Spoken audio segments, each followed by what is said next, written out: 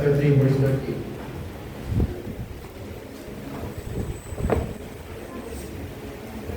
Proverbs chapter 3, verse 13.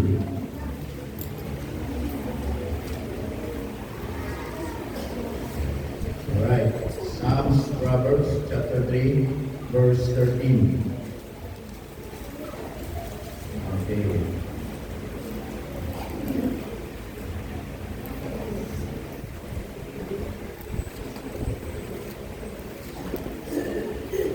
Amen. Nandiyan na po ba kayo? Say amen. Amen.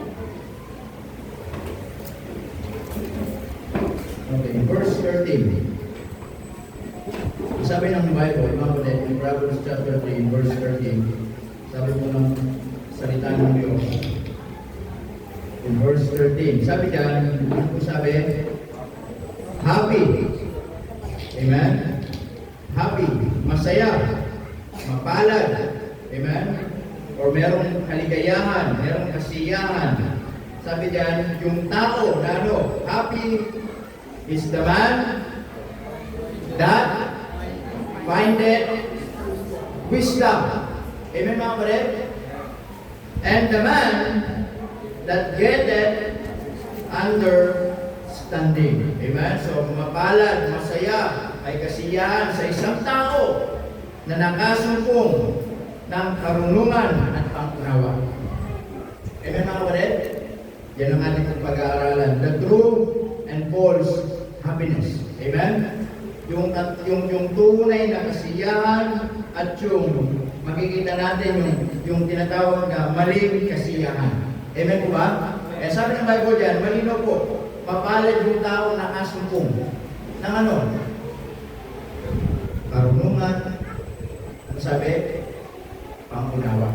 Amen? At sana yung umaga, tulungan tayo ng Diyos na maunawaan natin kung ano yung tunay na kasiyahan sa buhay ng tao. Amen? Tayo mag-pray. Panginoon, salamat po ng maraming umaga. And thank you for this time that you have given to us and the privilege that we can study your word once again, Panginoon. Dear God, we pray that you please open our hearts and minds and help us, Lord, to realize what is the real happiness in our lives. Pagpalaan yung inyong mga anak na musipay sa amin sa pangalan ni Jesus. Amen. Okay, you may now take your seat. Amen.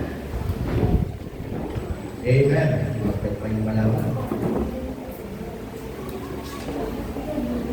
Lumagdag na nga, nadagdagan pa. Ha? Bakit kasi binigyan mo yung mga anak mo ng ano?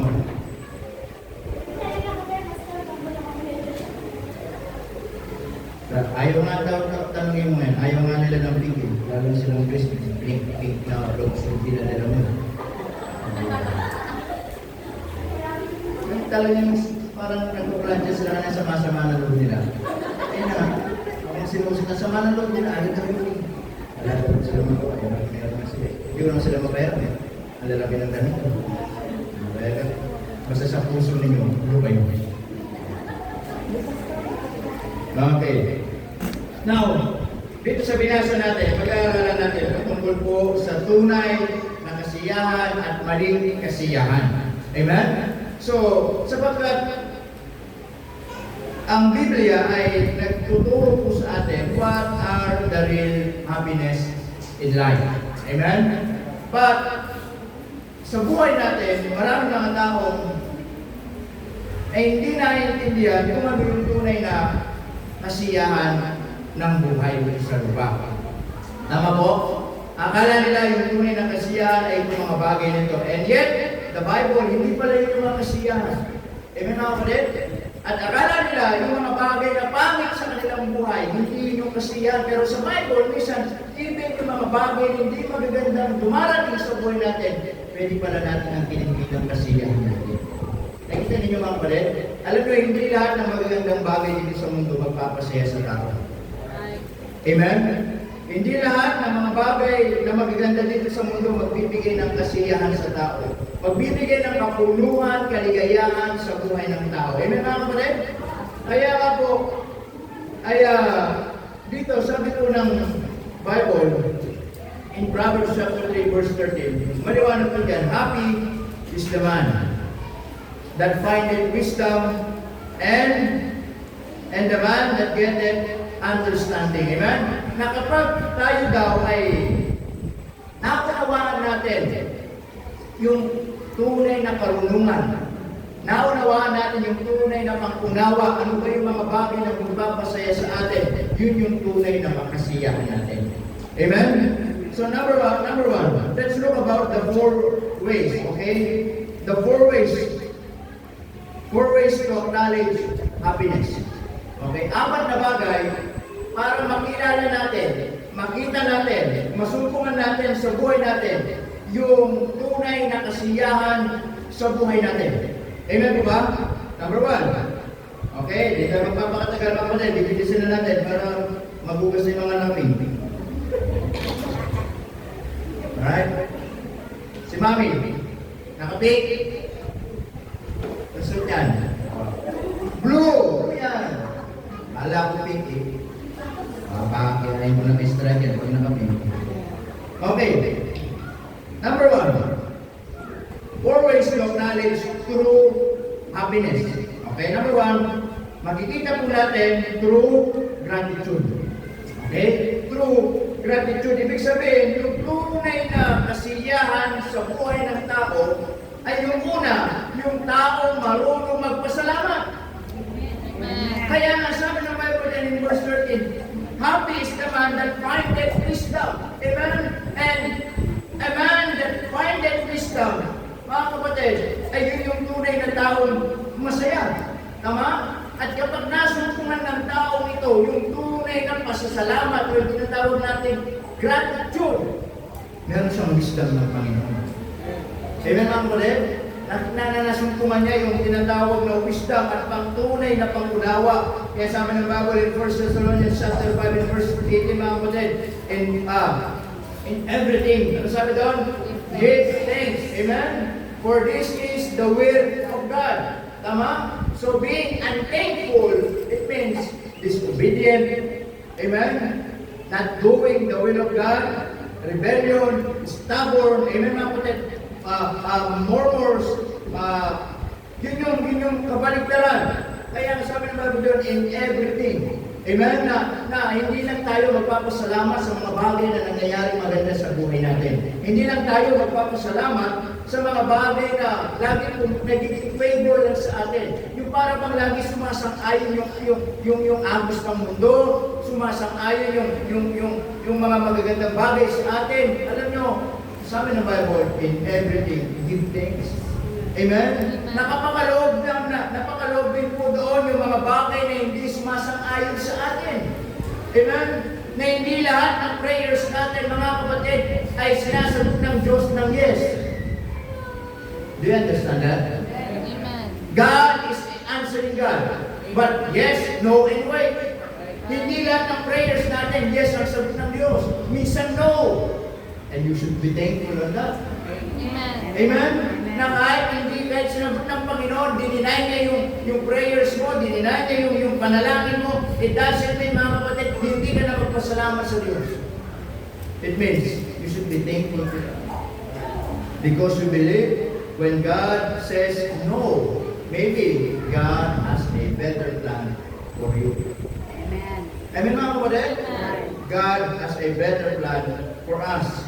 So through gratitude, kaya yung taong marunong magpasalamat, na-realize niya yung tunay na kasiyahan.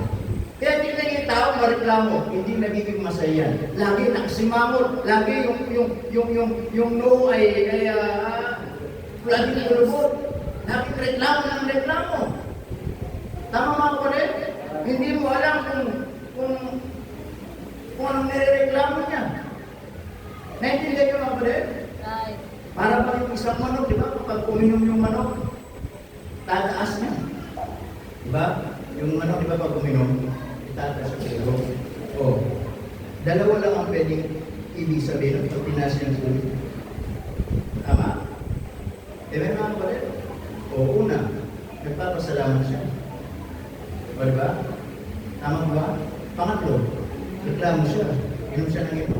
Hindi siya umihi. Tama? But, number 1, dito makita po natin 4 ways to acknowledge true happiness. mga kapatid, makikita natin through gratitude. Amen? Alam niyo kung tayo mananampalataya, ang dami natin dapat ipagpasalamat sa Panginoon. Amen. Amen? At dapat, wala po ng Kristiyano reklamador. Right. Amen? Wala po ng mananampalatayang reklamo kasi maintindihan mo kung di mananampalataya, pero ikaw ay anak ng Diyos at nagreklamo ka pa sa Diyos. Ang laki ng problema mo. Amen mga kapatid? So sabi daw, in everything give thanks, for this is the will of God. Amen? So magpasalamat. Ibalik natin yung pasasalamat sa buhay natin. Amen? So when is the last time? Magpasalamat tayo sa Panginoon. Tama mga kapatid? Minsan nakakalimutan natin magpasalamat sa Diyos because sometimes our focus is always how to get. Amen mga kapatid? Paano magkaroon, paano tayo bigyan ng Panginoon. Alam niyo minsan, magpasalamat tayo sa Panginoon. Amen mga kapatid? At kayong mga anak, kayong mga young people, kayong mga nag-aaral, nagpasalamat pa kayo lagi sa mga binibigay na bawang ng mga magulang mo sa inyo. Ha? O kayo reklamo, kulang pa. Reklamo, ang konti ng bawang ninyo. Amen? Reklamo kayo ng reklamo. Tama? Amen di ba? Samantalang yung mga magulang ninyo, di ba? Ang agang gigising. Pagluluto kayo, ipiprepare yung susukin ninyo, i-ready yung babawin ninyo. Amen? May pagkain na, may cash pa. Ano pang reklamo ninyo? Sarap na pagsasangki kayo. Tama? Pag kayo reklamo ng reklamo, lalaki kayo, reklamo to. Right. Ay, ibig sabihin, mga kapatid, kahit anong dumating na bagay sa buhay mo, kahit malaking bagay pa niya, hindi mo ma-appreciate. Alam mo bakit? Kasi nasanay ka mag-reklamo. Tama? But if you learn how to being grateful, pag natin maging grateful, kahit malaking dumating ko, kahit maliit, matututo ka magpasalamat bakit kinasanayan mo. Naintindihan niyo mga kapatid? Kaya ngayon ba, minsan binigyan mo na ng baon, alam niya ng baon, reklamo pa din. Walang problema doon sa pera, walang problema sa mga problema doon sa attitude. Right. Ang problema doon sa karakter. Amen? Samantala yung isa, binigyan mo 10 piso, hindi nagreklamo. Walang problema doon sa amount. Tama yung karakter niya. Tama yung attitude niya. Naintindihan niyo mga kapatid? So, sabi ko ng Bible dyan, yun yung unang bagay na makikita natin yung true happiness, mga kapatid, is being grateful or true gratitude. Amen? Number 2. Not only true gratitude, but also true contentment. In Philippians chapter 4, in verse 11 to 13. Amen? Philippians chapter 4. Okay, Philippians chapter 4.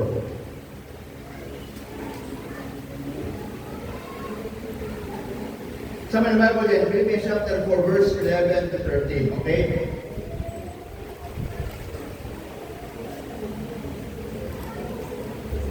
Sabi ni Apostol Pablo, in verse 11, not that I speak in respect of one. Okay, hindi dahil nagsasalita ako dahil sa mga bagay na gusto ko. Ano sabi ng mga dyan? For I have learned. Nakita nyo? For I have learned. Hindi niya natutunan na niya. Ano sabi doon? In whatsoever state I am, there will to be, ano sabi? Contented. Amen? Sabi ni Pablo, natutuhan ko sa aking buhay, ano man yung maging estado ng buhay ko, natutuhan ko maging kontento. In verse 12, for I know both, again the word both, hindi sinabing I know how to obey, but sabi niya, I know both how to be obeyed, and I know how to abound. The word both is so very important. Ibig sabihin, tama yung sinabi ni Pablo sa verse 11, whatsoever state I am, ano man yung maging kalalagayan ko. Okay? Nasabi niya, I know, sabi niya in verse 12, both how to obey, how to be obeyed, and I know how to abound. Amen? Ibig sabihin, natutunan niyang parehas. Natutunan niyang sabay. Amen? Sa panahon sagana siya, kontento pa rin siya. Sa panahon na wala siya, natutunan pa rin niya maging makontento. Bakit? Natutunan niyang parehas. Amen po mga kapatid? Hindi yung matututunan lang natin sa isang side lang na kapag sagana tayo, doon lang tayo magpapasalamat, doon lang tayo magiging kontento. At kapag doon sa wala na tayo, hindi na tayo magpapasalamat at hindi tayo magiging kontento. Sabi ni Pablo, I learned both parehas. Amen po ba mga kapatid? Nasabi dyan, tuloy natin. And in all things, na hindi niya sinabing, mga kapatid, every word. O sabi niya dito, and I know how to abound every word. Kahit saan. Kahit saan siya punta. Ano ba? And in all things, sa lahat ng bagay. Amen? Hindi sinabi, in some things, in few things, but in all things, sa lahat ng mga bagay, I am instructed. Ano sabi niya? Both. Natutunan niya kasi parehas eh. Amen po ba? Kaya lang yun, pag natutunan natin yung paano tayo maging makontento, maging mapagpasalamat sa parehas na bagay, kahit saan ka magpunta, hindi ka magre-reklamo. Amen? Hindi magre-reklamo. Mga kapatid, kapag dito sa syudad, natutunan mo maging makontento at magpasalamat, pag umuwi yung probinsya, marunong ka pa rin magpasalamat at makontento doon.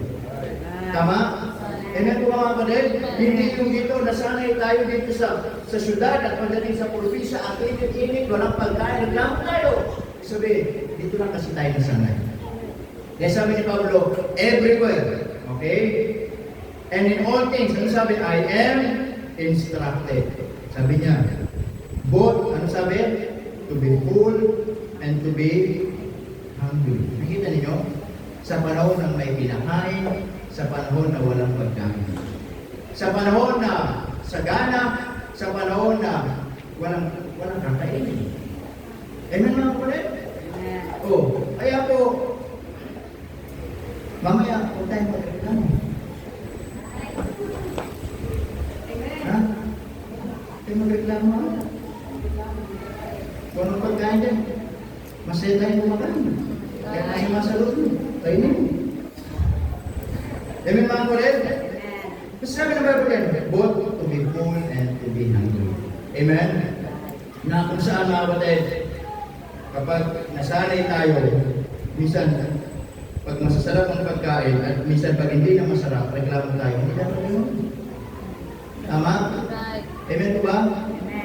Kahit hindi masarap ang pagkain, o ibig sabihin kahit yung pagkain ay tuyo, may pagpasalamat mo sa Diyos. At least hindi mo inihingi yung tuyo. Hindi mo pinapalimos yung tuyo. Hindi katulad ng mga ibang tao na nanghihingi para, di ba? Hindi naman ko rin. O hindi mo naman pa sasakay ng jeep. Tama? Ako po si ganito, wala pong tirahan, hindi naman magula, hindi naman pag-aral, hindi po marunong pa sa pagsulat, ako pinandito sa Laguna, nanghihingi lang ko lang kapit.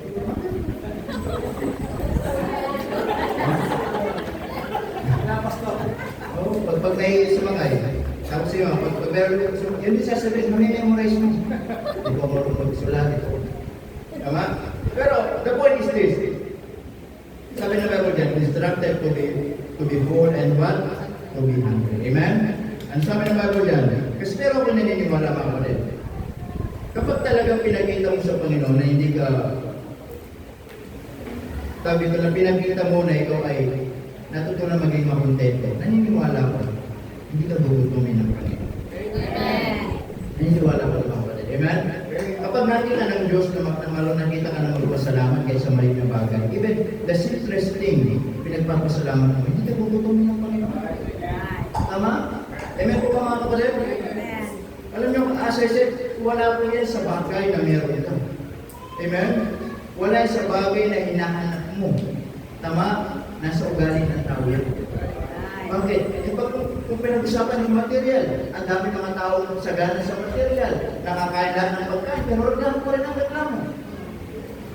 Tama po ba? O kaya wala sa bagay yan eh. Ang sabi ng Bible dyan, tuloy natin, born to abound. Ano sabi? And to suffer. Amen? Sa panahon na malakas ang katawan, sa panahon na may sakit ang katawan, salamat tayo sa Panginoon. Tama? Amen po ba? Kahit yung iba'y masakit ang tuhod, hindi makalakad na maayos, pagpasalamat mo. O, diba? At least hindi na, buo pa rin, baka putulang pa eh. O, tama? So, ito yung sinasabi dito mga kapatid. Kaya nga sabi niya sa verse 13, I can do all things through Christ who is what? Strengthening. Kaya sabi niya, lahat kaya kong magawa. Hindi po ito yung magawa na para bang isang superhero. Hindi ito yung tawag dito, may sasakyan tapos tatawid, I can do all things, hindi ako mamamatay. Hindi po yun. Hindi ito yung meron dyan 100 kilos at bubuhatin ng isang kamay, I can do all things through Christ. Hindi po yun. Mali po yung text po yun. Okay, yung sinasabi ng I can do all things, ibig sabihin, sa lahat ng pinagdadaanan ni Pablo, kaya niyang magbata. Kaya niyang pagtiisan yung pinagdadaanan niya. Amen?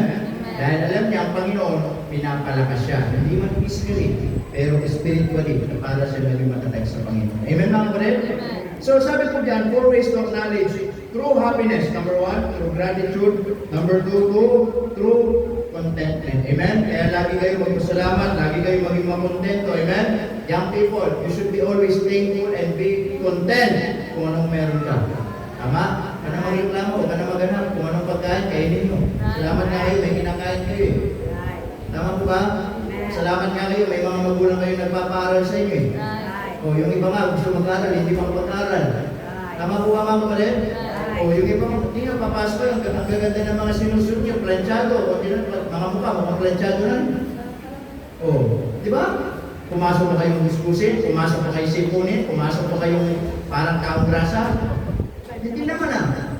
Pumasok kayo, ang ganda-ganda ng alis niyo sa bahay. Di ba kayo nagpapasalamat sa Panginoon? Amen po mga kapatid? O, pagpasalamat nyo, maging makontento kung ano meron kayo. Amen? Tama po ba? O, ipang nag-aaral nga, ninunod wala. O, kayo kumpleto kayo sa gamit, kumpleto kayo, may bawon pa kayo. Tama? Amen po ba? O, pag nareklamo nyo, ano pa bakit ito kayo marunong maging makontento? Tama po mga kapatid? Number 3. Not only through contentment, but also through 4 ways to acknowledge true happiness. Number 3. Through trusting God. Verse 37, Psalms 37, verse 3 to 4. Okay, Psalms 37.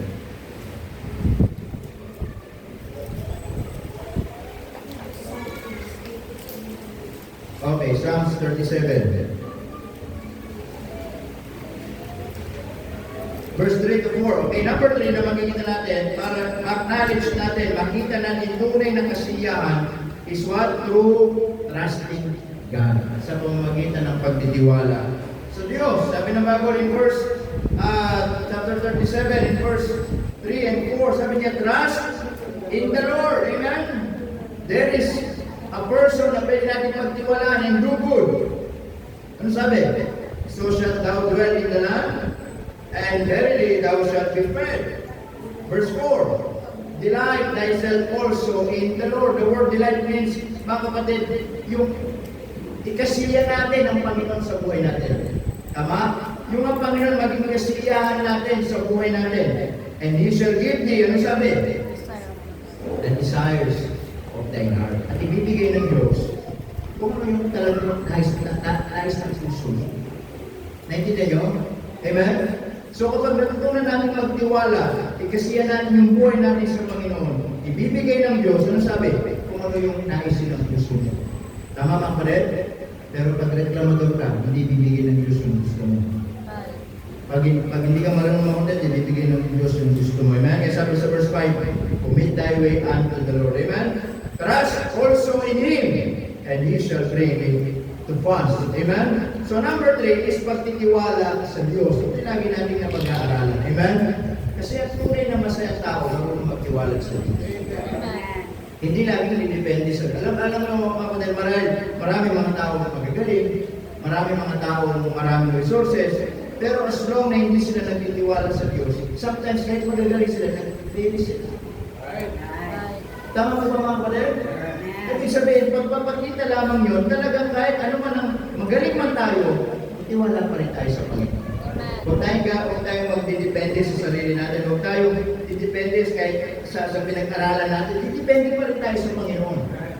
Tama ka pa mga ulit? Didepende pa rin tayo sa Diyos. Magtitiwala pa rin tayo sa Diyos. Amen? Kahit sabihin mo na, alam mo na yan, magdepende pa rin tayo sa Panginoon. Kahit sabihin na natin magaling na tayo dyan, depende pa rin tayo sa Panginoon. Amen? Kahit sinasabi natin maganda yung trabaho natin, depende pa rin tayo sa Panginoon. Tama? Eh sinasabi natin, okay na yung estado ng buhay natin, hindi po. Depende pa rin tayo sa Panginoon. Amen po ba? Amen. Magtiwala pa rin tayo sa Panginoon. Amen? At yun yung tunay ng kasiyahan ng tao. Kaya nga, pag talagang natutunan natin magtiwala sa Diyos, mga kapatid, kahit saan tayo dali ng Panginoon sa area ng buhay natin, hindi tayo magre-reklamo. Amen? Magtitiwala pa rin tayo sa Panginoon. Tama? Kasi naniniwala tayo saan man tayo dali ng Panginoon. Naniniwala tayo na yung mga bagay-bagay na yun, kontrolado ng Panginoon. Amen. Naniniwala tayo mga bagay-bagay na yun ay alam ng Diyos kung ano yung makakabuti sa atin at hindi makakabuti sa atin. Kaya magtitiwala tayo sa Panginoon. Amen po mga kapatid? Number 4. 4 ways to acknowledge true happiness. Number 4, true rejoicing in the Lord. Amen? Sabi ng Bible, Philippians chapter 4 verse 4, ang sabi daw, rejoice in the Lord always. It means we need to be maging consistent. Amen? Maging committed always. Ano sabi? And again, I say, rejoice. Amen? Asa katulad po ng mensahe po ng last Sunday, amen? Nung yung isa sa blessing na meron sa atin, yung tayo maging magalak sa Panginoon. Amen? Maging magalak tayo sa Diyos. Tama po ba? Kasi minsan, as I said, nakakalungkot minsan, ang saya-saya natin sa ibang bagay, pagdating sa Panginoon, ang lungkot natin. Tama? Minsan, ang saya-saya, faithful tayo, active tayo sa lahat ng bagay, pagdating sa Panginoon, kung hindi makita yung kaligayahan ko sa atin. Dapat, kung sino yung unang kagitan ng kaligayahan, tayo pumananampalataya. Amen mga ulit? So, yun po yung apat na bagay. Okay? 4 ways to acknowledge true happiness. Amen? Through gratitude, through contentment, through trusting God, and through rejoicing in the Lord. Amen? Then the next thing, mga kapatid, 4 ways. Okay, 4 ways. Naman. Kanina nakita natin true happiness. Ngayon naman yung false happiness. 4 ways to avoid false happiness. Amen? Ngayon, apat na bagay para alisin natin sa buhay natin. Upang sa ganon, mga kapatid, maranasan natin yung tunay na kasiyahan. Kasi kapag hindi natin ito inaboy, akala natin ito yung masakasiyahan sa atin. And yet, hindi pa rin ito magpapasaya sa atin. Amen mga kapatid? It means avoid. Don't accept it. Huwag natin tanggapin, huwag natin ilagay sa buhay natin. Okay? Number 1, 4 ways to avoid false happiness. Number 1, by rejecting the pursuit of wealth. Amen? By rejecting the pursuit of wealth. Ano sabi ng Bible? 1 Timothy chapter 6, verse 9 and 10. Kasi, dito sa mundo, minsan, akala ng tao, yun yung tunay na magpapasaya, yung kayamanan, yung material. Amen po mga kapatid? Na akala ng tao, dyan lang dapat mabuhay ang tao. Sa kayamanan, sa pera, sa material na bagay. Amen? Na akala nila, maging mayaman dito sa mundo, yun yung tunay na kasiyahan. Mabili ang lahat ng gusto nila, yun ang tunay na kasiyahan. Amen mga kapatid? Na kapag marami kang pera, ikaw ang pinakamasaya, ikaw ang pinakamapalad na tao. Pero sana bilang mananampalataya, hindi ganun yung magiging mindset natin. That is a worldly mindset. Amen mga kapatid? Because sabi po rito sa 1 Timothy chapter 6 verse 9 to 10. Amen? Ano sabi ni Apostol Pablo dyan mga kapatid? Ano sabi ni Apostol Pablo sa Timothy? 1 Timothy chapter 6 verse 9 and 10. Sabi ni Timothy, sabi, okay, verse 6 tayo hanggang 10. Ano sabi sa verse 6? But godliness, ano sabi? Ano natin, supporting verse natin sa kanina. Ano sabi? But godliness with contentment is great gain. Amen? Ang makadiyos na pamumuhay na meron kakontentuhan ng buhay, ang sabi, ay malaking pakinabang sa buhay ng tao. Kaya talaga pag natutuhan mo maging makontento, malaking pakinabang yun sa iyo. Amen mga kapatid? Pero kapag hindi mo natutunan maging makontento, malaking kawalan sa iyo. Tama? Ano sabi sa verse 7? For we brought nothing into this world. Malinaw po dyan. Wala tayong dala-dala dito sa mundo. Amen? Wala tayong dala-dala. Anything. Wala tayong dala-dala. Amen? Hindi tayo pinanganak. Paglabas mo sa tiyan ng nanay mo, meron ka ng suot na ginto. Walang ganun mga kapatid. Tama? O malal, pwede yung nanay lulunok ng kwintas na ginto. Tapos masusunod yung baby sa tiyan. Paglabas, susunod na yung ginto. Ano? Walang ganun mga kapatid. Tama ko ba? Wala tayong dala-dala. There is only one thing na dala-dala natin dito. Ano yun? Buhay. Amen po ba? Buhay. Hangin. Hininga. Tama? Eh sabi diyan, for we brought nothing into this world. At dahil wala tayong dala-dala dito sa mundo na kahit ano. Ano sabi sa verse 7? And it is certain we can carry nothing. Amen na ako ulit. Wala tayong dala-dala. Wala rin tayong ibig-ibigin pabalik sa Diyos. Amen? Verse 8. And having food and raiment. Amen? Yung meron tayong pagkain, meron tayong kinakain, meron tayong sinusuot na damit. Ano sabi doon? Let us, sabi ni Pablo, the word us, kasama tayo doon, kasama si Pablo doon. Ano sabi? Be therewith. Ano sabi doon? Amen? Kaya kung ikaw may sinusunod ka, salamat ka. Amen.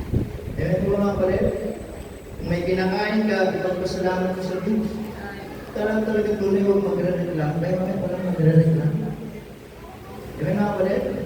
Mamaya mga magre-reklamo, sasampalit mo. Tama? Walang magre-reklamo. Amen? Magre-reklamo ka ba? Silikang na ba mo sa ulam mamaya? Magre-reklamo kayo ha? Sino magre-reklamo? Ikaw na lututuloy. Tama? Pero sabi ng Bible dyan, kahit may pagkain, kahit may sinusuot, ano sabi? Ipagpasalamat. Amen. Tama?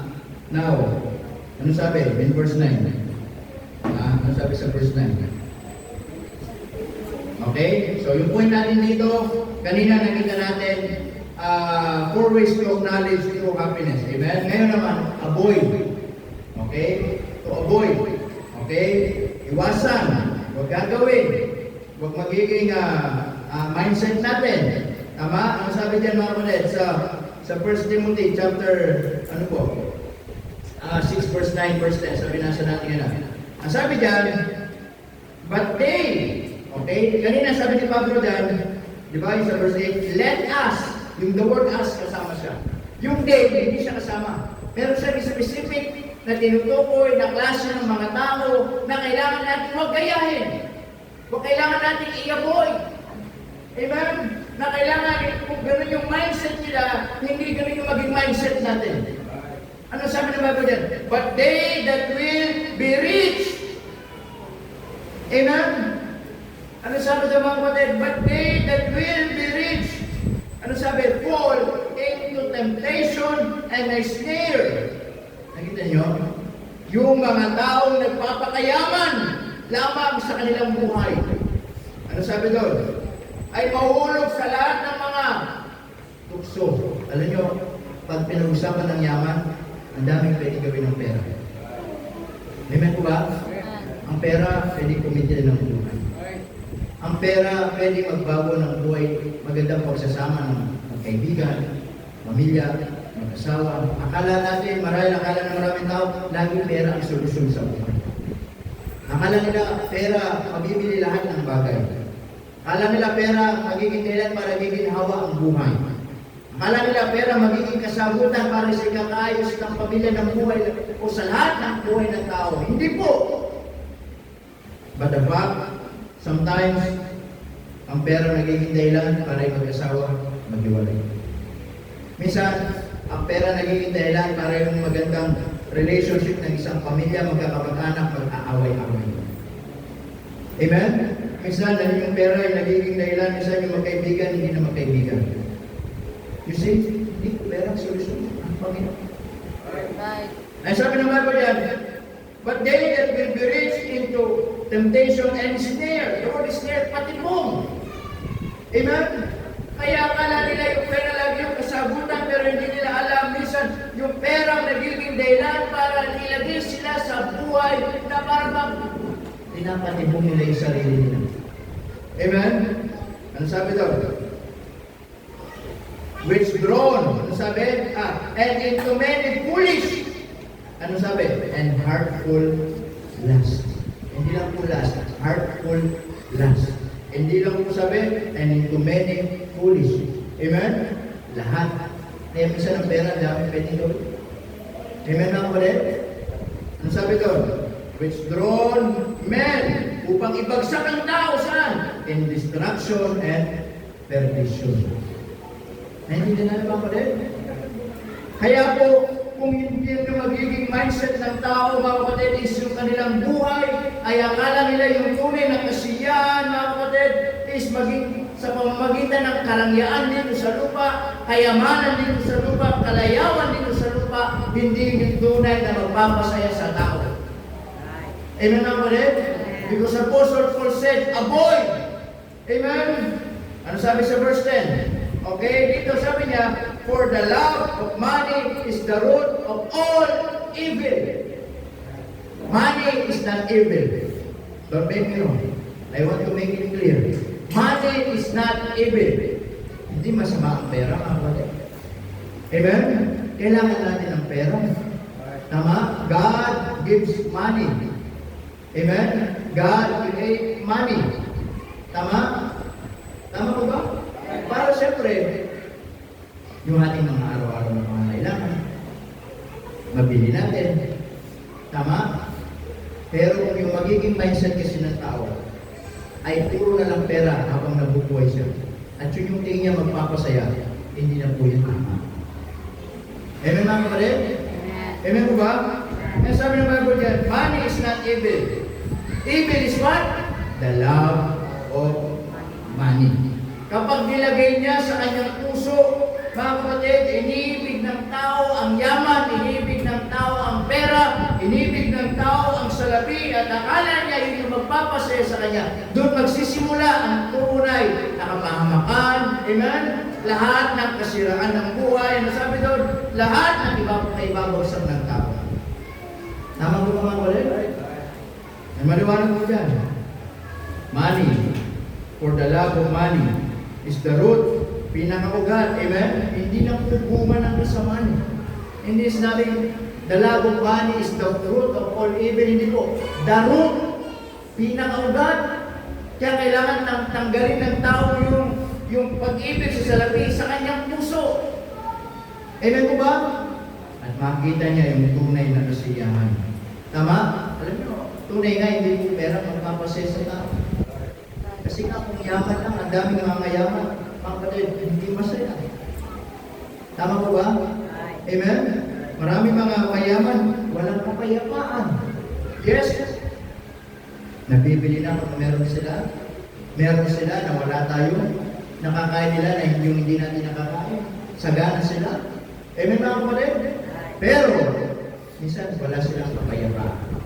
Wala silang kasiyahan. Bakit? Yun yung, di ba mga kapatid? Kaya minsan dahil sa pera, ang tao, hindi umahabang buhay. Minsan dahil sa pera, lalo umiisip ang buhay. Alam mo kung bakit? Kasi pag maraming pera, nakakain lahat ng pagkain. O, di ba?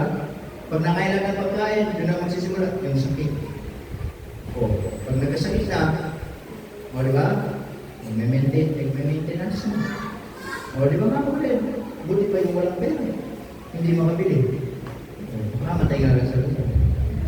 Hindi po. Pero, masabi na Bible dyan, tuloy natin. Okay, sabi sa verse 10, which while some. Ano sabi ng Bible dyan? Coveted. Amen? Nakita niyo? Hindi lang nagiging bago yung pag-ibig sa salapi, kundi yung nagiging sakit pa. Tama? Alam niyo, as I said, walang masama sa pera. Walang masama sa yaman. Hindi po kasamaan ang yaman. Tama? Nagiging masama ang yaman kapag, ano sabi? Ang nangingibabaw na lang sa kanya, pera. Amen? Tama po ba? Wala po masama sa yaman. Panalangin ko nga, itong mga young people natin dito, balang araw, makapagtapos sa pag-aaral eh. Di ba? Magtapos kayo, magtrabaho kayo ng maayos ng marangal. Amen? Amen po mga kapatid? Si Johan ay maging doktor.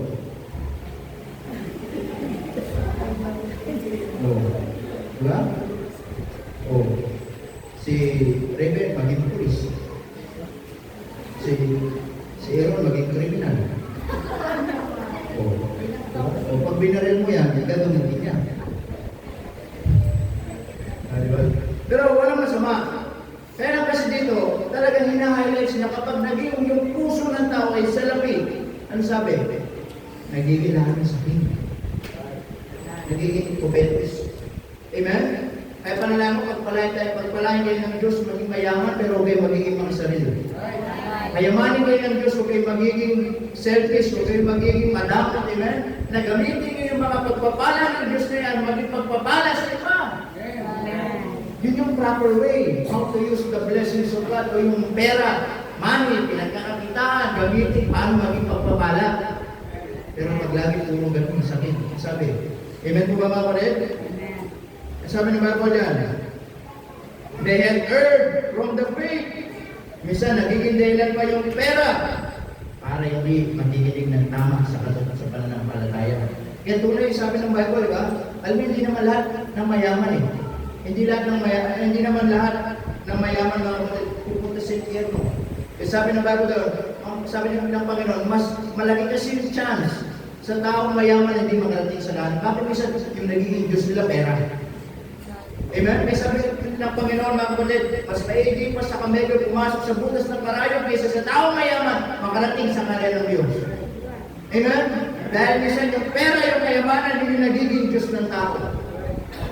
Nandiyan natin mga kapatid. Kaya minsan maraming mga mayaman, mas pinipili yung Diyos nila, yung pera, sarili nila. Kaya ayaw nila yung katotohanan. Ayaw nila sa pananampalataya. Amen mga kapatid? Ang sabi, and fears themselves through with many sorrow. Amen? Kaya sa verse 11, kung itutuloy natin, but thou, o manang ka, kaya kayo, lingkod ng Diyos, mga anak ng Diyos. Ano sabi doon? Ha? Flee. Ano the word flee? Ha? Layman. Nakasan. Run. Amen? Saan? These things. Kaya sabi niya, kaya kayong mga anak ng Diyos, huwag kayong tutulad sa mga taong ito. Amen? You must avoid this kind of character. You must avoid this kind of attitude. Amen mga kapatid? Na kung saan ang mga taong ito walang ibang nagpapagana sa kanilang buhay, kundi kayamanan, karangyaan, kalayawan na akala nila na ito'y magpapasaya sa kanila. Pero hindi ko man. Sabi ni Pablo, O thou man of God, mga lingkod ng Diyos, mga anak ng Diyos, flee these things. Huwag niyo silang tutularan. Amen? Ano sabi? And follow, after righteousness, godliness, faith, love, patience, meekness. Fight the good fight of faith. Lay hold on eternal life, whereunto thou art also called, and hast professed a good profession before many. Ano sabi doon? Witnesses. Amen mga kapatid? Tama po ba? Kaya alam nyo, ang tunay talagang kayamanan dito sa lupa, hindi yung mga bagay na hawakan na. Ang tunay na kayamanan talaga dito sa lupa, yung mga bagay na natutunan natin. Amen. Amen mga kapatid? Amen. Dahil yung bagay na natututunan mo, kahit saan ka makarating, dala-dala mo. Pero minsan yung bagay na nahawakan mo, hanggang dito lang yan. Amen po ka mga kapatid? Now, not only avoid by rejecting the pursuit of wealth, but number 2, gusto natin, okay? By avoiding, ano sabi doon? The trap ng ano? Pleasures. Amen? The word trap. Amen? The word trap of pleasures. Kaya sabi, habang hindi ka pa nakukulong. Tama? Sa sistema ng mundo, sa kalayawan ng mundo, nakala ko masaya ka dyan. Ano sabi? May pagkakataon ko kang tumakas. Amen? Na kasi kapag dumating yung point na hindi ka na makaalis dyan, natrap ka na sa pleasure, amen? Nakakulong ka na dyan, akala mo masaya ka na dyan, akala mo may future ka na dyan, akala natin maganda yung magiging buhay natin dyan, pero hindi natin alam. Trap of pleasure. Kaya minsan hindi tayo makaalis.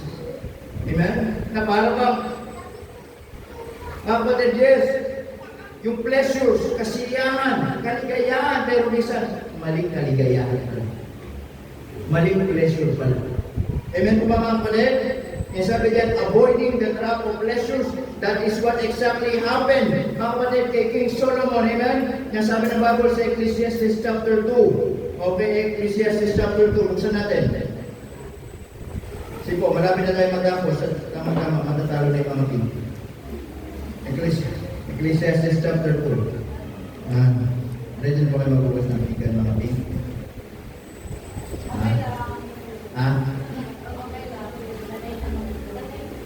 Kasi, ang problema kasi, ba't kami nagugas ng mga men?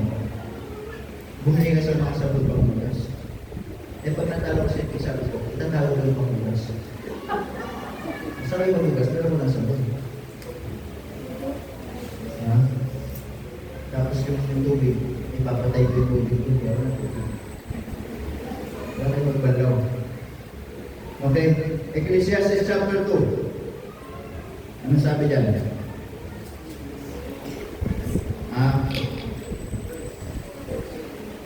Verse 1. Okay. Ano sabi? I said in my heart, sabi ni Papa ni Alex Solomon, I said in my heart, sinabi ko sa akin puso, go to now, I will group thee with mirth, therefore enjoy pleasure, and behold, this also is what? Vanity. Diba? Sabi ni Solomon lang din, sasabihin ko sa aking puso, gagawin ko yung gusto kong gawin, gagawin ko kung magpapakasiya sa akin, gagawin ko kung magpapaligaya sa akin. E sabi niya, this also is vanity. Pero lang ngayon, ano sabi? Walang kabuluhan. Amen? Kaya dyan tayo sa verse, ano po? Verse 10. Ano sabi? Whatsoever mine eyes desire. Ano man yung nais ng aking mga mata, ano man yung tingin ko, tama, gagawin ko. Tingin ko, magpapasaya sa akin, gagawin ko. Tingin ko, magpapaligayahan, magbibigay ng kaligayahan sa akin. Susubukan ko, ano man yung desire ng aking mata. Amen mga kapatid? Ano sabi niya? I get not from them. Ano sabi niya? Hindi ko ginawa. I withheld not my heart from any joy. Iniwasan ko yung mga bagay na tingin ko magpapasaya sa puso ko. Amen mga kapatid? Kaya yung mga kapatid, hindi lahat ng tingin nyo na magpapasaya sa inyo, magpapasaya sa inyo. Hindi lahat ng tingin nyo ay tama, ay tama. Hindi lahat ng tingin ninyo ay magbibigay ng ligaya sa inyo, ay magbibigay ligaya sa inyong mga buhay. Eh sabi ni Solomon, mga kapatid, I withheld not my heart from any joy, for my heart rejoiced in all my labor. Amen? Ang sabi niya, and this was my portion of all my labor. Verse 11, then I looked on all the works that my hand. At ngayon, sabi niya, tinignan ko mabuti sa akin lahat ng meron ako sa buhay. Lahat ng pagpapagal ko, lahat ng karangyaan ko, lahat ng pleasure na meron ako, lahat ng kayamanan ko, tinignan ko lahat ng mga yan. Lahat ng karangyaan, kalayawan, kasalanan, sinubukan ko lahat. Ano sabi niya? That my hands, ano sabi? Had wrought. And on the labor that I had labored to do. And behold, ano sabi niya? Hindi sinabi, and behold, was vanity. Ano sabi niya? And behold, the word all was vanity and vexation of spirit. The word vexation, it means, subukan niya lahat ng bagay sa mundo. Kalayawan, kasalanan, karangyaan, lahat ng pleasure. Pero hindi masaya ang kanyang espiritu. Ang sabi niya, and there was no profit. Ano sabi? Under the sun. Do you understand, mga kapatid? Amen? Nasabi ni Solomon, ako, hari na ako ha. Pinakamatalino na ako. Lahat ng kayamanan meron ako. Lahat ng kasalanan meron ako. Lahat ng uri ng anak meron ako. Lahat ng uri ng bisyo meron ako. Kasi hari siya. Lahat ng babae meron siya. Pero sabi niya, pero lahat walang makinabang under the sun. Amen? Kaya nga tama yung sabi ni Apostol Pablo, wala tayong daladalang pinanganak at wala tayong ibabalik pag tayo namatay. Amen po mga kapatid? Kaya what a great reminder to every one of us, mga kapatid, is to avoid the trap of pleasure. Maybe nag-enjoy ka dyan, umalis ka dyan. Marahil tingin mo yun yung magpapasaya sa'yo, pero hindi pala, umalis ka dyan habang may pagkakataon. Because kapag na-trap ka na dyan, yes, mag-enjoy ka. But if you are a child of God, hindi ka masaya sa puso. Ayan mga kapatid? Meron din tinatawag na banal na espiritu. Amen? Hindi ko konsintihin ng banal na espiritu. Hindi ka magiging masaya. Amen? Yes, outwardly, napakasaya mo. You are enjoying all the pleasure, but inwardly, umiiyak yung puso mo. Malungkot ka. Walang mapayapang. Bakit? Kasi yung mga bagay na nagpapasaya sa'yo outwardly, hindi yun yung tunay na kaligayahan na dapat meron ka. Amen na kapatid? Kaya kapag hindi ka pa nakukulong dyan, it is time to avoid. It's time to run. It's time to flee. Habang hindi ka pa natatrap ng pleasure. Amen na kapatid? Dahil kapag natrap ka na ng pleasure, yes, you can be happy. Yes, you can enjoy all the pleasure. But the end, you will find yourself miserable. Amen? Makikita mo yung sarili mo mga kapatid, miserable. Bakit? Natrap ka na ng pleasure. Amen po mga kapatid? Yes, you can choose whatever you want to do. Amen? You are, kapatid, you have the freedom to choose. But let me tell this. You have the freedom, you have the free to choose. But you cannot run doon sa consequence na bibigay ng Panginoon. Amen mga kapatid? Yes, malaya ka pumili. Pero hindi ka makakatakas doon sa magiging resulta nito. Amen mga kapatid? So sabi ng Bible dyan, by avoiding the trap of pleasures. Now, hindi pa ba tayo makikinig? Amen? Kay Solomon, bakit? Hindi po siya ordinaryong tao. Mayaman siya, matalino sa kanya lahat. Pero napatunay niya sa kanyang buhay, lahat under the sun is vanity and no profit. Amen po ba mga kapatid? Kaya nga pinatunayan niya na hindi yung tunay na magpapasaya sa kanyang buhay. And then number 3, bilisan na natin. At para magugas na yung mga king. Number 3, ano sabi doon? By not seeking the approval of others. Amen? Number 3, 4 ways to avoid false happiness. Number 3, by not seeking the approval of others. Akala natin minsan yung tunay kasiyahan yung tayo ay laging tinataas. Amen? Laging pagbulang tao sa atin. Hindi po mga kapatid. Amen? Hindi po laging approval ng tao ang magpapasaya sa atin. Ano tunay na magpapasaya sa atin? Yung approval ng Diyos. Amen? Yung approval ng Diyos. Number 4. Okay, tapos na po natin dito. Ito yung emphasize natin. Okay, number 4. And last. Amen? So, 4 ways to avoid false happiness. Number 4, by not putting hope in uncertain things. Amen? When we say uncertain, walang kastiyakan. Walang kasiguraduhan. Walang assurance. Amen po mga kapatid? Abay, mahirap mga kapatid magtiwala sa isang bagay na walang katiyakan. Mahirap ilagay yung ating pagtitiwala sa isang bagay na walang kasiguraduhan. Amen po ba? Mahirap ilagay, ipagkatiwala ang kapatid sa isang bagay na uncertain. Amen? Kaya sabi ng Bible dyan, always to avoid false happiness is by not putting hope in uncertain things. Amen? So wag natin ilalagay yung pag-asa natin sa mga bagay na walang katiyakan dito sa mundo. Amen? Kaya nga akala ng tao yung tunay na kasiyahan is yung kasaganaan ng buhay. Amen? Kayamanan, karangyaan, kalayawan. One day, those things mawawala. Amen? One day, darating ang araw. Mga kapatid, kapag pinayaman tayo ng Diyos at inalis ng Diyos, minsan hindi ka na masaya kami. Wala doon yung kasiyahan. Wala sa pera ang kasiyahan. Amen? Wala sa karangyaan, wala sa flesh, walang kasiyahan. O yung pag-asa natin. Ano sabi ng Bible yan? Kaya nga sabi, by not putting hope in uncertainties. Amen? Abay, ang ganda ilagay yung ipagtitiwala natin kung sa sigurado tayo. Tama? Kaya nga, alam nyo, ang hirap ipagkatiwala yung kaligtasan natin sa walang katiyakan. Amen? Hindi mo pwede ipagkatiwala yung kaluluwa mo sa mabuting gawa. Hindi mo pwede ipagkatiwala yung kaluluwa mo sa pagiging reliyoso. Hindi mo pwede ipagkatiwala yung kaluluwa mo sa pasimba-simba.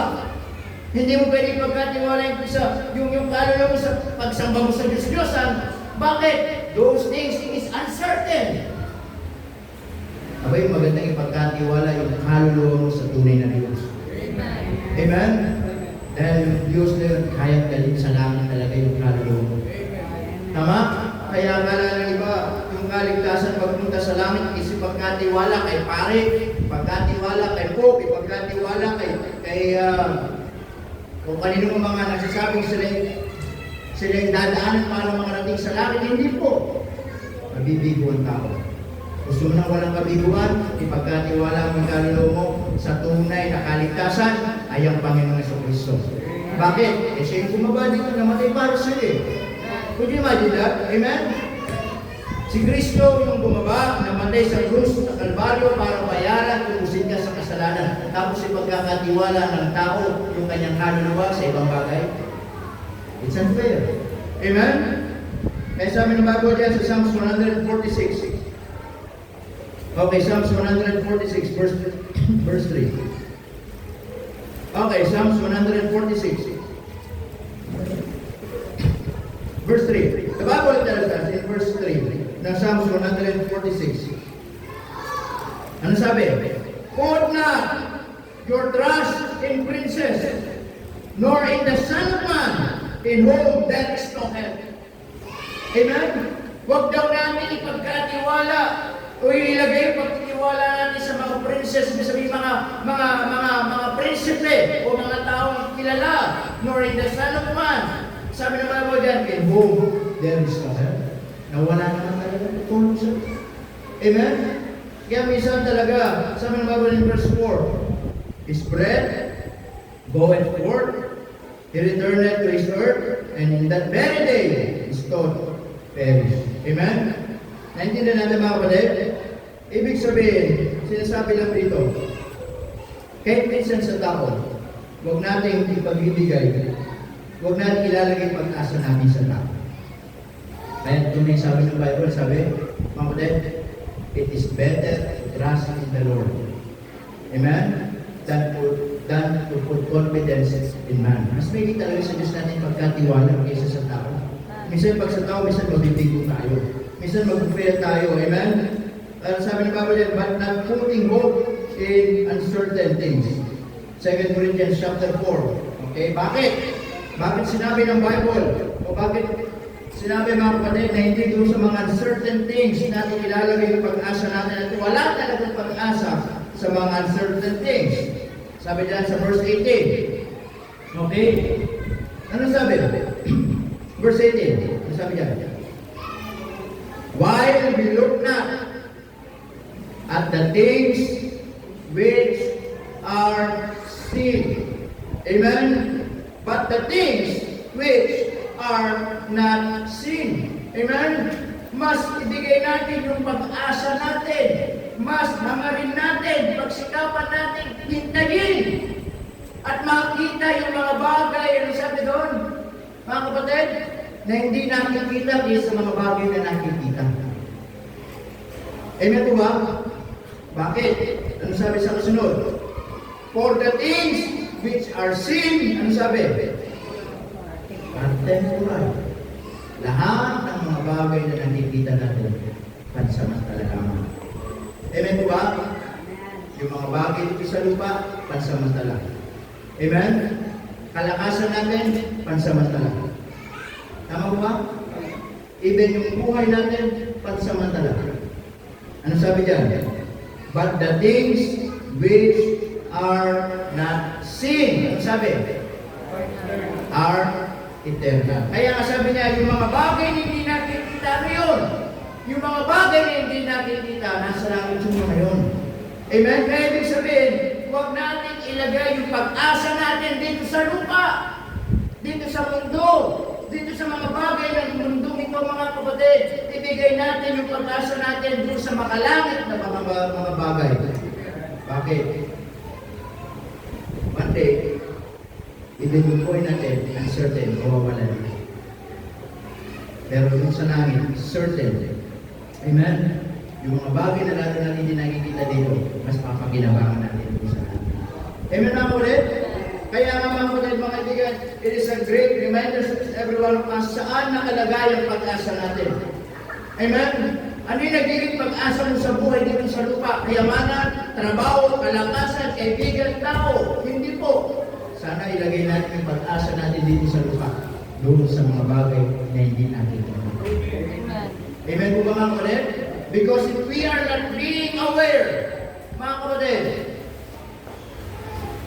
makikita natin na yung mga tingin natin magpapasaya sa atin, false happiness lang pala. Amen? Kaya nga po bilang mga mananampalataya, mga kapatid, piliin natin yung pag-asa natin sa Panginoon. Amen? Walang pag-asa dito sa mundo.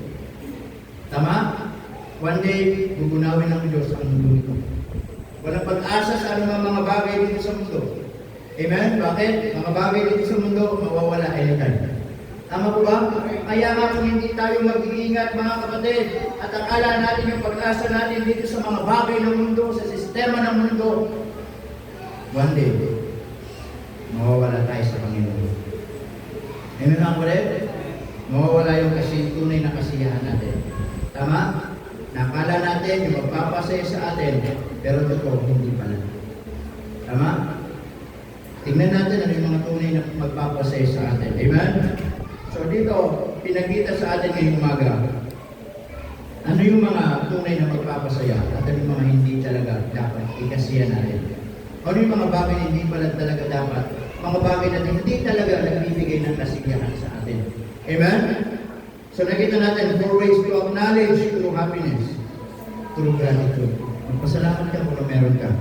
Maging makontento ka kung meron ka. Amen? Through trusting God, magtiwala sa Diyos. At maging kasiyahan natin ng Panginoon sa buhay natin. Tama po ba mga kapatid? Alam nyo, kahit wala mo tayong mga bagay dito sa mundo, alam ng Diyos ang puso. Tama? Alam ng Diyos na masaya ka kahit wala mo pera. Pinaka tayo, di ba? Tama po ba? Kahit may problema at wala mo ng pera, sabi na, di ba? Di ba't lagi masaya? Ganyan nga ang buhay kung na kay Jesus. Lagi may galak sa Panginoon. Tama po ba mga kapatid? Amen? Amen po ba? Hindi yung kapag-pera kang 1,000, ang saya. Pag wala ka ng pera, para kang yung lumang 500, nakagano na. Tama? Then 4 ways to avoid. It means flee, run, reject, not to accept. Ano yun? Yung mga false happiness. Ano yun? By rejecting the pursuit of wealth. Amen?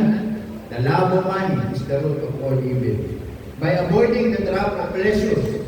Amen? All things under the sun is vanity. Amen? And no profit.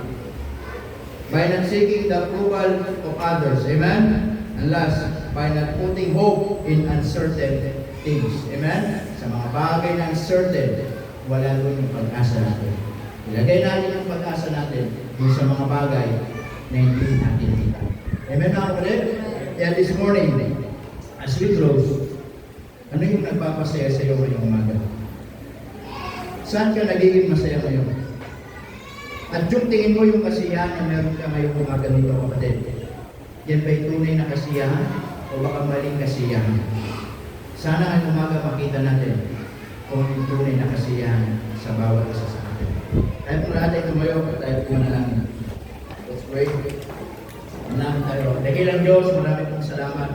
Ngayong umaga, salamat po sa inyong katapatan. And thank you, Lord, for reminding us once again about real happiness and false happiness. Help us, Lord, this morning, especially sa aming situation ngayong umaga. Ano ang nagpapasaya sa iyo ngayong umaga? And you think that happiness na meron ka ngayong umaga is true happiness? Or maybe it is a false happiness. Sana ngayong umaga, nasabi ng binasa natin, happy is the man that findeth wisdom and getteth understanding. Sana maunawaan mo, makita mo, bigyan ka ng Diyos ng karunungan. Nasaliksikin mo ang sarili mo ngayong umaga. Saan ka masaya? At yung bang kasiyahan na meron ka, ay kalooban ng Panginoon. Habang ating mga ulo na katong, ating mga mata na kapigit, maybe salita ng Diyos na usap sa atin ngayong umaga, why don't you come and search your heart this morning? Saliksikin mo. Baka masaya ka, pero baka maling kasiyahan na. Baka masaya ka, baka maligaya ka, pero hindi na kalooban ng Diyos. Yes, as I said, you can be happy. Pero saan? Saan nagmumula yung kasiyahan na yan? Yan may kalooban ng Diyos? O yan ay kasalanan? Yan ay pleasure lamang dito sa mundo nito. Sana makita mo ng tunay na kasiyahan. Ayun, Panginoon. God speaks to you this morning. Why don't you come? Lumapit sa unahan, manalangin po ngayong umaga, at saliksikin ang puso natin. At walang masama, marahil nasa maling kasiyahan tayo. Walang masama, magsimula muli. At sabihin natin sa Panginoon, Panginoon, gusto kong maging masaya, maranasan ang kasiyahan na kalooban mo ngayong umaga. If that is your prayer, you may come. Amen. Sige po. This morning, God is with you. Diyos ay nangungusap sa atin ngayong umaga. At ito yung time na tayo magpag-usap. Salisikan ng Diyos ang puso natin. At ito yung time na tayo magpasabi. Magpakumbaba. Upang sa ganun na, ang Diyos ay tuluyang mangusap sa atin ngayong umaga. Nakita natin, there are 4 ways to acknowledge real happiness.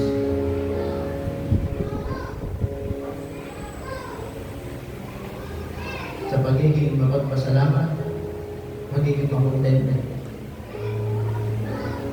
Sana, makontento ka kung ano meron ka. Magpasalamat kung ano meron ka. Sa yung kasiyahan natin ay ito Panginoon. Meron mga false happiness na pinakita natin, pinakita ng Diyos this morning, na hindi pala tunay na lahat ng yaman dito sa mundo ang magiging dahilan para maging masaya ka. Because pinatunayan ni Solomon, sabi ni Haring Solomon, lahat ng pleasure na tikman ko. Pero sabi niya, all things that are under the sun is vanity and no profit. Kasi ang tunay na kasiyahan, hindi po yung mga bagay na natatanggap mo. Yung tunay na kasiyahan, yung mga bagay na natututunan mo sa Panginoon. Hindi ka ba masaya ngayong umaga? Nandiyan ang hindi kayo nakakakain, nakakapagtrabaho, malakas. Nandiyan ang pamilya mo, kasama mo, naglilingkod. Yan yung mga tunay na kasiyahan natin. Ano yung mga bagay na yan? Higit pa sa pera yan. Higit pa sa yaman yan. As I said, matutunan mo magmahal, matutunan mo magpatawad, matutunan mo mas mahalin ng Diyos. Yan yung tunay na kasiyahan. At kailanman, hindi matatawaran ang salapian. Kaya sana ngayong umaga salita ng Diyos na naging paalala sa bawat isa po sa atin.